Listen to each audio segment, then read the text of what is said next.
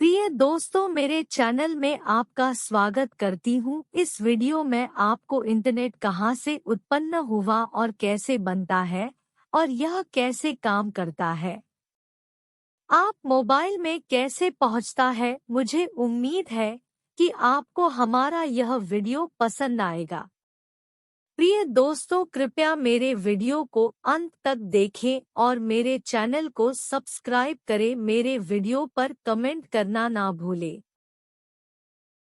Internet परिचय। आप अपने मोबाइल, लैपटॉप, डेस्कटॉप पर रोज इंटरनेट का यूज करते हैं, लेकिन क्या आपने कभी यह सोचा है कि इंटरनेट क्या होता है? इंटरनेट कैसे काम करता है? और सबसे ज्यादा, क्या आपने यह सोचा है कि इंटरनेट कहाँ से उत्पन्न हुआ है और यह कैसे काम करता है? आप तक कैसे पहुँचता है? और इंटरनेट आप कैसे यूज करते हैं? तो इन सवालों का जवाब आज के हम इस वीडियो में आपको बता रही हूँ। हम आपको बताएंगे कि इंटरनेट का विकास कैसे हुआ और इंटरनेट कहाँ से आपके मोबाइल, डेस्कटॉप, पीसी पर आता है। और साथ ही हम आपको यह बताएंगे कि इंडिया में इंटरनेट कहाँ से आता है।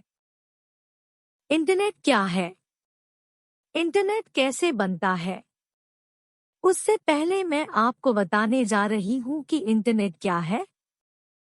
इंटरनेट एक दूसरे से जुड़े बहुत से कंप्यूटरों का एक जाल होता है, जो कि राउटर और सर्वर के माध्यम से दुनिया के सभी कंप्यूटर, पीसी को आपस में जोड़े रखता है। अगर मैं आसान शब्दों में कहूँ तो इंटरनेट केवल दो शब्दों से मिलकर बना हुआ होता है, इंटर और नेट। इन शब्दों में सबसे पहले शब्द इंटर का अर्थ होता है एक दूसरे से जुड़ा हुआ और नेट का अर्थ होता है जाल। इंटरनेट को हिंदी में हम अंतर्जाल कहते हैं। अंतर्जाल एक ऐसा शब्द है जो आज के समय में कोई नहीं जानता है, लेकिन अंतर्जाल को इंग्लिश शब्द इंटरनेट के नाम से सभी लोग जानते हैं। इंटरनेट की फुल फॉर्म इंटरकनेक्टेड नेटवर्क होती है, मतलब कि नेटवर्क जो कि एक कंप्यूटर को अन्य कंप्यूटर से जुड़े रखता है, उसको हम इंटरनेट कहते हैं। ग्लोबल नेटवर्क भी कहते हैं, क्योंकि इंटरनेट कंप्यूटर और लैपटॉप को एक साथ जोड़े रखता है। जवाब पाइए कि इंटरनेट कैसे बनता है। इंटरनेट हमेशा एक इंटरनेट प्रोटोकॉल का इस्तेमाल करता है, जिसे हम टीसीपी/आईपी कहते हैं। इंटरनेट में प्रत्येक कंप्यूटर के पास अपना एक आईपी एड्रेस होता है, जिससे उस कंप्यूटर और वेबसाइट की पहचान होती है। इंटरनेट की परिभाषा। इंटरनेट एक ऐसा सिस्टम होता है जो कि दुनिया के सभी कंप्यूटरों को जोड़ने के बाद बनता है। इस नेटवर्क में हर तरह के मीडिया फाइल्स को ट्रांसफर करने के लिए टीसीपी/आईपी का इस्तेमाल किया जाता है। इंटरनेट दुनिया के सभी कंप्यूटरों को जोड़ने के बाद बना एक सिस्टम है या नेटवर्क है, और यह डाटा को एक कंप्यूटर से दूसरे कंप्यूटर में भेजता है, साथ ही डाटा को प्राप्त भी करता है। जब कुछ कंप्यूटर को एक साथ कोई भी चीज जोड़ती है, तो हम उसे नेटवर्क करते हैं। जब इस तरह के बहुत सारे छोटे नेटवर्क मिलकर एक नेटवर्क बनता है, तो यह ग्लोबल नेटवर्क बन जाता है। इसे दूसरे वर्ड्स में वर्ल्ड वाइड नेटवर्क भी कहते हैं। इंटरनेट से जुड़े हुए हर कंप्यूटर की एक अलग पहचान होती है। इस अलग पहचान को हम आईपी एड्रेस इंटरनेट प्रोटोकॉल बोलते हैं। आईपी एड्रेस नंबर का यूनिक सेट होता है। हर कंप्यूटर के लोकेशन को डिफाइन करने के लिए इस यूनिक नंबर को बनाया जाता है, जिससे कि कंप्यूटर की पहचान हो सके। हम आपको एक आईपी एड्रेस बता रहे हैं, जैसे कि 202.164.11.118 यह एक आईपी एड्रेस है। इंटरनेट का विकास। अब मैं आपको बता रही हूँ कि इंटरनेट का विकास कैसे हुआ। अगर मैं आपको विस्तार से बताऊं कि इंटरनेट का विकास कैसे हुआ है, तो यह जानना बहुत ही ज्यादा मुश्किल है। मैं आपको संक्षिप्त में बता रही हूं कि इंटरनेट का विकास कैसे और कब हुआ। इंटरनेट की शुरुआत 1969 में अमेरिकी रक्षा विभाग द्वारा ARPANET के विकास से की गई। ARPANET को ही दुनिया का सबसे पहला नेटवर्क कहा जाता है, जिसमें 4 दूरस्थ कंप्यूटर आपस में जोड़े गए हैं। अगले 20 वर्षों तक इंटरनेट का प्रयोग रक्षा और अनुसंधान तथा रक्षा संस्थानों में ही होता रहा। 1989 में इंटरनेट को आम जनता के लिए भी चलाया गया। इसका उपयोग अन्य योजनाओं के लिए भी किया जाने लगा और इसके क्षेत्र में व्यापक वृद्धि भी हुई। 1990 में टिम बर्नर्स-ली द्वारा वर्ल्ड वाइड वेब के आविष्कार ने इंटरनेट को नया आयाम मिला। टिम बर्नर्स-ली ने अपने आर्किटेक्चर नेटवर्किंग द्वारा TCP/IP के नियमों के पालन से सूचनाओं का आदान प्रदान सुविधाजनक हो गया। सन 1993 में पहले graphic web browser mosaic software के विकास ने इंटरनेट के विकास में योगदान दिया।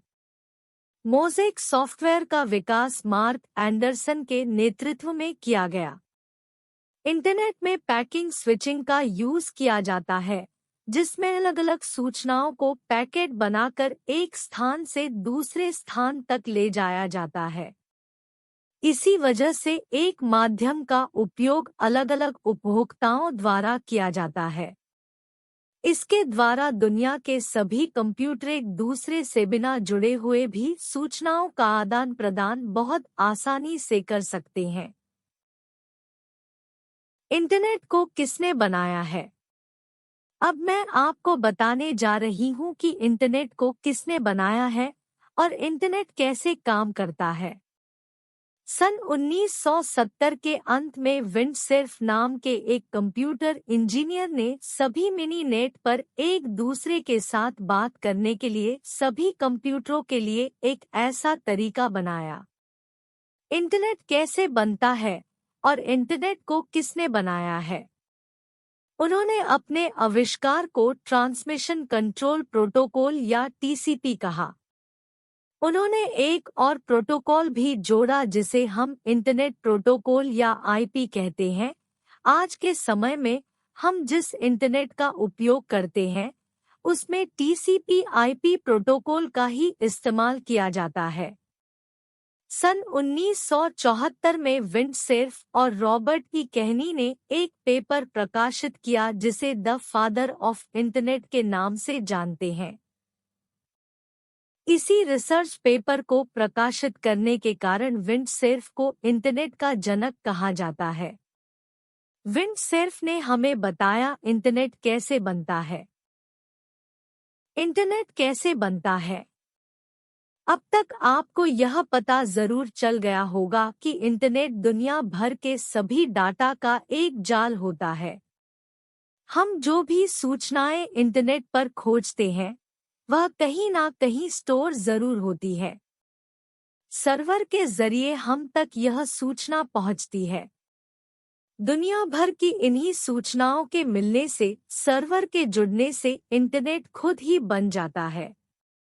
सूचनाएं जहां स्टोर होते हैं, उसे हम सर्वर कहते हैं। यह 24 घंटे ऑन रहते हैं। वेब होस्टिंग कंपनियां सर्वर की सुविधा देती हैं।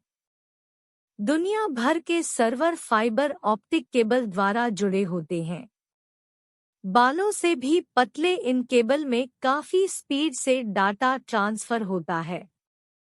इंटरनेट का अधिकतम भाग समुद्र में ही अंदर फैले ऑप्टिकल फाइबर केबल में होता है। इनकी तुलना में सैटेलाइट का योगदान बिल्कुल भी नहीं होता है। पहले केबल के जरिए ही नेट कनेक्शन दिए जाते थे। हालांकि अब टेलीकॉम कंपनियां सैटेलाइट के जरिए भी लोगों को इंटरनेट कनेक्शन देती हैं। यही वजह है कि पहले नेटवर्क की सुविधा सिर्फ टेलीकॉम लाइनों के द्वारा ही दी जाती थी, लेकिन आज टेलीकॉम कंपनियां अपने यूजर्स को वायरलेस या सैटेलाइट के जरिए इंटरनेट की सुविधा भी मुहैया करा रही है। स्मार्टफोन में सैटेलाइट के जरिए नेट का इस्तेमाल करना काफी सुविधाजनक है। इंटरनेट कैसे काम करता है? आज के समय में प्रत्येक व्यक्ति अपने मोबाइल फोन, टैबलेट या फिर किसी भी डिवाइस पर इंटरनेट का यूज जरूर करता है, लेकिन हमें यह नहीं पता है कि इंटरनेट कैसे काम करता है। इसे समझने के लिए हम आपके लिए स्टेप बाय स्टेप पूरी जानकारी देंगे। अगर आपको समझना है कि इंटरनेट कैसे काम करता है, तो इसके 3 भाग होते हैं। पहला भाग वेब सर्वर, दूसरा इंटरनेट सर्विस प्रोवाइडर, तीसरा कोई भी एक ब्राउज़र। इन तीनों के बारे में आपको पूरी जानकारी दे रही हूँ। Number 1, web server. Web server हम इंटरनेट पर जो भी जानकारी प्राप्त करने के लिए सर्च करते हैं, वह सभी जानकारी सर्वर पर ही स्टोर होती है। सर्वर से हमें किसी भी प्रकार की जानकारी बहुत ही आसानी से मिल जाती है। सभी साइट और सभी प्रकार का डाटा इसी सर्वर पर स्टोर रहता है, और जब हम किसी भी चीज को जानने के लिए सर्च करते हैं, तो इस सर्वर से ही हमें जानकारी प्राप्त होती है। जब हम किसी भी वेबसाइट पर जाते हैं, तो हम जो डाटा को देखते हैं, वह सभी डाटा इसी सर्वर से आता है। Number 2, internet service provider. Internet service provider यह वे सर्विस प्रोवाइडर है जो कि वेब सर्वर से डाटा लेकर हम तक पहुंचाते हैं। इंडिया में इंटरनेट सर्विस प्रोवाइडर जैसे रिलायंस, आइडिया, एयरटेल, बीएसएनएल यह सभी है। हम लोग इंटरनेट सर्विस प्रोवाइडर की मदद से किसी भी जानकारी को प्राप्त करते हैं।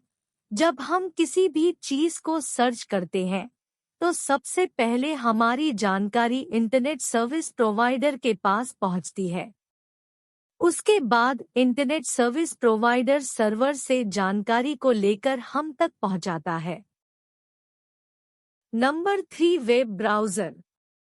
आप वेब ब्राउज़र के बारे में तो बहुत ही अच्छी तरीके से जानते होंगे। हम अपने मोबाइल पर किसी भी चीज को जिस एप्लीकेशन में सर्च करते हैं, वे सभी वेब ब्राउज़र होते हैं। जैसे कि क्रोम, मोज़िला फायरफॉक्स, ओपेरा यह सभी सॉफ्टवेयर वेब ब्राउज़र होते हैं। इन्हीं की मदद से हम किसी भी जानकारी को बहुत ही आसानी से प्राप्त करते हैं। जब हम किसी भी चीज को इन ब्राउज़र पर सर्च करते हैं, तो सबसे पहले यह जानकारी इंटरनेट सर्विस प्रोवाइडर के पास पहुंचती है। Internet service provider web server से जानकारी को लेकर हम तक पहुंचाता है। जब किसी भी चीज को ब्राउज़र पर सर्च करते हैं, तो यह सबसे पहले इंटरनेट सर्विस प्रोवाइडर के पास जाती है। इंटरनेट सर्विस प्रोवाइडर सर्वर पर इस आपकी जानकारी को सर्च करता है और इसके बाद सर्वर से आपको जानकारी लेकर देता है। इंटरनेट सर्विस प्रोवाइडर हमें सभी जानकारी सर्वर से ही देता है। यह प्रक्रिया काफी ज्यादा तेज होती है। यह प्रक्रिया इतनी ज्यादा तेज होती है कि कुछ ही सेकंड में हमें अपनी जानकारी मिल जाती है।